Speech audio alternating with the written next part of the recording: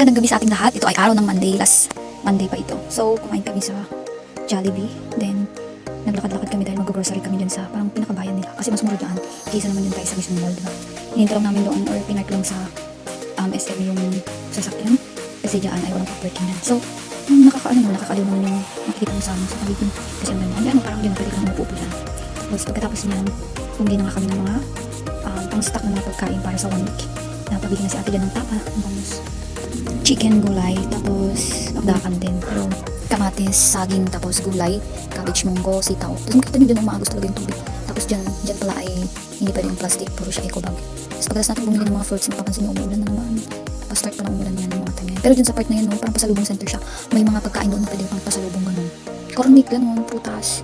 Tapos marami pang ibang mga candies. Tapos dyan pala o dyan sa Sky Ranch tawagan. Yung sa may Ferris wheel na malaki. Gusto kong pumunta dyan, parang makakapunta rin ako sa amin ko. Tapos dyan nga, pauwi na nga kami yan. Dyan na parking sasakyan nila sa B1.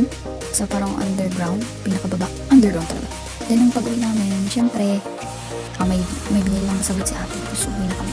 Naabutan na kami ng bilin dyan. Mga siguro alas 6 na kami nakauwi. Pero yun lang, maraming salamat po sa panonood.